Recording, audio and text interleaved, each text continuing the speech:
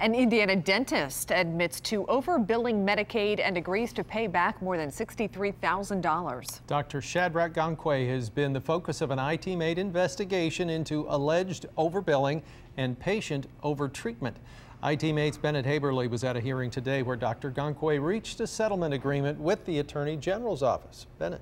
Eric, the Attorney General's office accused Dr. Gankwe of both Medicaid fraud and overtreating patients. But as part of this settlement agreement, the Attorney General's office dropped that overtreatment charge and dismissed its review of other consumer complaints against the dentist, who today admitted he made a mistake. I'm sensing that there is some reservation with what's before us right now. After rejecting the initial offer, All those in favor? Aye. the Indiana Board of Dentistry accepted a more stringent settlement that requires Indianapolis dentist Dr. Shadrack Gankwe to be monitored for the next 2 years. That will include a quarterly review of no fewer than 20 of his patient files and Medicaid billing records. Gankwe was accused of overbilling Medicaid for procedures he performed on 158 patients over the course of 2 years. It's me. I take full responsibility for that. What happened here is a situation where, and I should have known, so I want to stress that I cannot pass the buck on to someone else. As part of the settlement, he'll have to pay back more than $63,000 in Medicaid reimbursements on top of a $4,000 fine. I take full responsibility for that. That was an error on my part. An IT-made investigation found Gankwe was among several dentists flagged by federal inspectors investigating Medicaid billing practices. 3 separate lawsuits allege Gankwe performed procedures that weren't medically necessary. Keong Farnsley says he ripped out all of her bottom teeth in one visit. He said the infection was so bad that if I didn't get him pulled out, I could walk out and have a heart attack and die.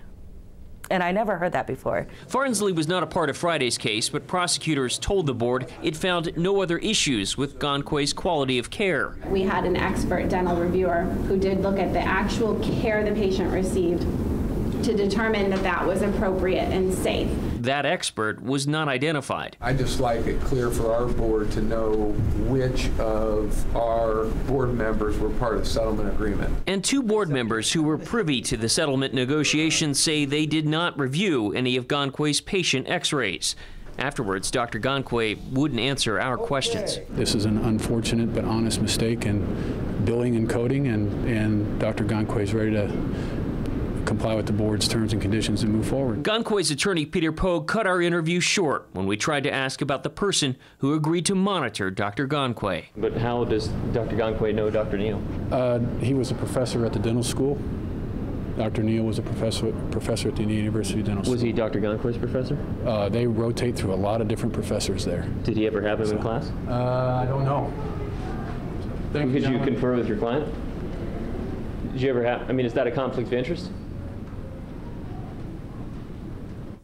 Our call to that selected peer monitor was not returned. Dr. Gankwe will have to pay for that service in addition to 12 hours of continuing education courses. Again, as part of this settlement agreement, the Attorney General's office dismissed the review of all the other consumer complaints filed against Gankwe before March of this year. Separate lawsuits should not be affected by that.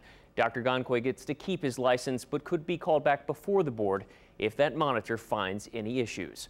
Bennett Haberly, 24 Hour News 8.